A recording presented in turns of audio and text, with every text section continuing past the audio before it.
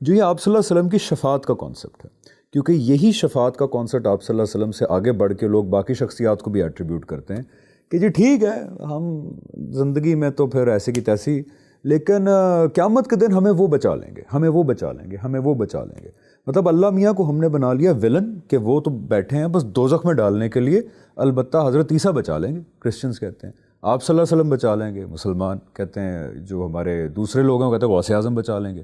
تو یہ جو شفاعت کا کانسیپٹ ہے آپ صلی اللہ علیہ وسلم کا، اس کو ذرا please once and for all اس پلیٹ فارم سے ایکسپلین کر دیں، کیا کانسیپٹ ہے؟ دیکھیے، اللہ تعالیٰ کی کتاب کا آپ مطالعہ کریں، پورا قرآن مجید جس چیز کے بارے میں آپ کو متنبع کرتا ہے، جس کے بارے میں ترغیب دیتا ہے، جس کی شرح و وضاحت کرتا ہے، پیغمبروں کا سلسلہ جاری فرمایا، وہ ایک ہی بات ہے، اور وہ کیا ہے؟ جزا اور سزا۔ دنیا میں تمہیں بھیجا ہے، ارادہ اختیار کی صلاحیت دی ہے، قوت دی ہے، طاقت دی ہے، خود فیصلے کرتے ہو، تو پھر اللہ تعالیٰ ان کی بنیاد پہ جزا و سزا کرے گا۔ یہ جو رسولوں کا اتمام حجت کے بعد دنیا میں عذاب آتا ہے نا، یہ بھی اسی جزا و سزا کا ایک ظہور ہے۔ تو جزا و سزا ہے خدا کی اسکیم کو سمجھنے میں اصل چیز۔ یہ جزا و سزا کس بنیاد پہ ہوتی ہے؟ اس بنیاد پہ ہوتی ہے کہ جو کچھ میں کروں گا میں بھگتوں گا، جو کچھ آپ کریں گے آپ نے بھگتنا ہے۔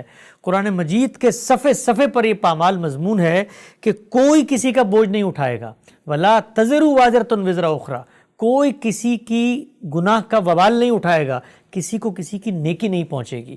یہ ہے بنیادی اصول، میرا پرچہ ہے، میرا امتحان ہے، جو کچھ کروں گا میں اس کا نتیجہ آگے مرتب کروں گا۔ یہاں تک بات بالکل واضح ہے۔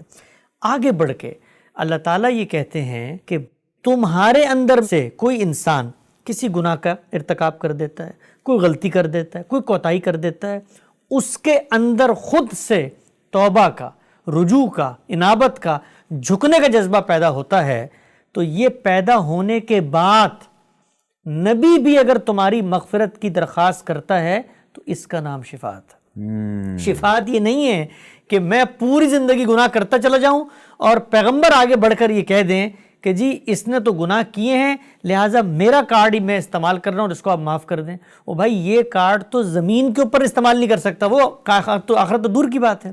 ذرا آپ نے کبھی سوچا کہ بچوں سے زیادہ عزیز کون ہوگا کسی کو؟ نوح علیہ السلام کا بچہ تھا۔ بالکل، ذرا تصور کریں، وہاں پر کچھ نہیں کہہ سکے کہ پیغمبر کھڑے ہوئے اللہ کے مقرب بندے، کچھ نہیں کر سکے۔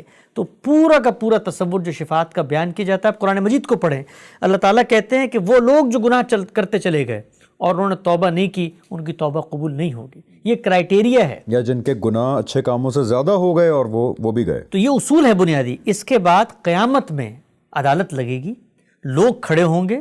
دنیا میں بھی یہ کہا، رسول اللہ صلی اللہ علیہ وسلم نے خود کہا، قرآن نے کہا کہ بھائی توبہ کرو، استغفار کرو۔ ان کو کہو، منافقین کے بارے میں کہا کہ واپس لوٹ آئیں، تم اپنے گناہوں سے رجوع کرو تو پیغمبر بھی تمہارے لیے دعائیں کریں گے، پیغمبر بھی استغفار کی پہلے خود توبہ کرو پھر کریں گے دعائیں۔ یہ تھا کانسیپٹ، یہ کانسیپٹ ہے، اللہ تعالیٰ نے بتا دیا۔ وہ جو ہمارے ہاں رائج ہے نا، یہ تو دنیا کے اندر آپ صلی اللہ علیہ وسلم کو ہدایت دی نا، جو قیامت کے دن آپ صلی اللہ علیہ وسلم کی شفاعت، یہی شفاعت ہے۔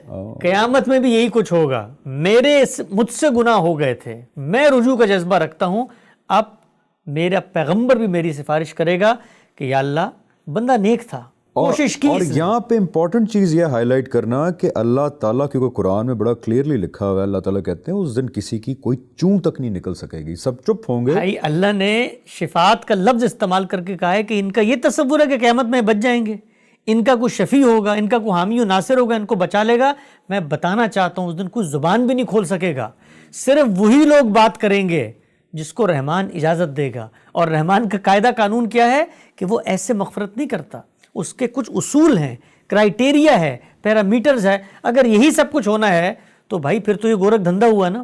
پھر میرا امتحان کیا ہے دنیا میں کہ میں مسلمان گھرانے میں پیدا ہو گیا اور میں گناہ کرتا چلا گیا اور پیغمبر نے مجھے بچا لیا۔ گناہ کیے، بس میں نے آپ صلی اللہ علیہ وسلم سے بڑی محبت کی یا غوث پاک کا مرید تھا تو بس زندگی جیسے بھی گزار لی، وہ بچا لیں گے مجھے آگے۔ یہ پورے کے پورے دین سے متصادم تصور ہے۔ دین اسلام میں ایسی کوئی بات نہیں ہے میں گناہ کروں گا تو میں نے رجوع کرنا ہے۔ آپ دنیا میں دیکھیں، آپ کسی کی سفارش کرتے ہیں، کسی کے بارے میں کوئی چٹھی لکھتے ہیں، اس کی طبیعت کے برخلاف کرتے ہیں یا اس کی خواہش پہ کرتے ہیں؟ یعنی ایک شخص ہے مجھے نوکری کرنی نہیں ہے اور میں روزانہ لوگوں کو فون کر کہہ رہا ہوں کہ اس کو نوکری پہ رکھ لو، تو بھائی سفارش کی ہی تب جاتی ہے کہ جب بندے کی ایمان موجود ہوتی ہے۔ ایک یعنی کہ یہ کہنا درست ہوگا کہ قیامت کے دن اس دن کسی کی چون نہیں نکلے گی، کوئی اپنے لب نہیں کھول پائے گا، آواز تک نہیں آئے گی، چاہے وہ فرشتے ہوں چاہے وہ انبیاء ہوں، سب چپ ہوں گے۔ اس دن حکومت صرف رحمان کی ہوگی۔ اللہ تعالیٰ ایسے نہیں ہو سکتا کہ آپ کے گناہ آسمانوں تک پہنچے ہوں، آپ کی نافرمانیاں، اور اللہ تعالیٰ نے فیصلہ کر لیا ہو کہ آپ کو جہنم میں بھیجنا ہے، لیکن آپ صلی اللہ علیہ وسلم انٹروین کر دیں بیچ میں، یا پھر عیسائیوں کے نزدیک حضرت عیسیٰ انٹروین کر دیں، غوث پاک انٹروین کر دیں، حضرت علی گریبان پکڑ کے لے جائیں۔ یہ نہیں ہو سکتا یعنی کہ اللہ تعالیٰ کا فیصلہ ہو جہنم کا اور کوئی انٹروین کر کے آپ کو جنت کے اندر لے جائے۔ کیا یہ کہنا ٹھیک ہوگا کہ ہوگا یہ کہ آپ کے شاید گناہ اور ثواب 50-50 ہیں دنیا کے اندر، اللہ تعالیٰ چاہتے ہیں کہ آپ جنت کے اندر جائیں، تب وہ موقع دیں گے کہ کسی کی شفاعت کے تھرو آپ کو جنت میں، اللہ تعالیٰ اجازت دیں گے نا، تو اللہ تعالیٰ کا فیصلہ آپ کو جنت میں بھیجنا ہے۔ اللہ کی اجازت کے بغیر کوئی کلام نہیں کر سکتا، کلام وہی کرے گا جو اللہ کے اصول ضابطوں قاعدوں کے مطابق ہے۔ اللہ کے پیغمبر یہ بات جانتے ہیں، جو سفارش کریں گے وہ دنیا میں پوری زندگی اسی کا درس دے کر گئے ہیں، یعنی دنیا میں وہ کسی کی سفارش نہیں کرتے تھے اس وقت تک جب تک اس کے اندر رجوع اور انابت کا جذبہ پیدا نہ ہو۔ تو شفاعت کا جو پورا کا پورا تصور ہے، یہ تو ان لوگوں کا تصور ہے جو دین اسلام کے برخلاف کھڑے ہیں، جنہوں نے اسلام کو یہودیت بنا لیا، جنہوں نے اسلام کو نصرانیت بنا لیا اور کیا کہا کہ فلاں فلاں ہمیں بچا لے گا۔ بھئی قرآن مجید نے وہ نقل کی ہیں ان کی باتیں، اور کہتے ہیں قیامت میں کوئی سب کچھ بچا لیں گے۔ میں بتا رہا ہوں کہ رحمان کے سامنے کوئی ان کو نہیں بچا سکتا، کوئی ان کا شفیع مددگار حامی و ناصر نہیں ہوگا، ایک اکیلا واحد قہار ہے۔ تو یہ بات ہے بنیادی طور پہ۔ یہاں ایک چھوٹی سی بات میں مزید اضافے میں کہہ دوں کہ یہ تو بات ہے مغفرت کے حوالے سے۔ دنیا میں ہم جب یہ کہتے ہیں کہ کوئی رخصت ہو گیا تو اس کا نامہ اعمال بند ہو گیا سوائے 3 چیزوں کے۔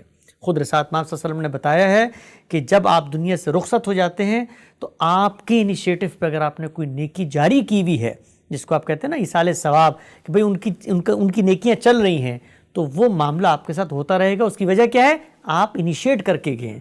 تو فرمایا کہ علم، 3 چیزیں ہیں نا، کہ پہلی چیز علم اگر کسی نے ایسا جاری کیا ہے، یعنی کنورسنگ اسلام کا ثواب ملے گا ہمیں جب تک لوگ دیکھیں گے، اگر آپ نیک نیتی سے کریں گے انشاءاللہ تو آپ کو ملے گا وہ لوگوں کو جو نفع دے۔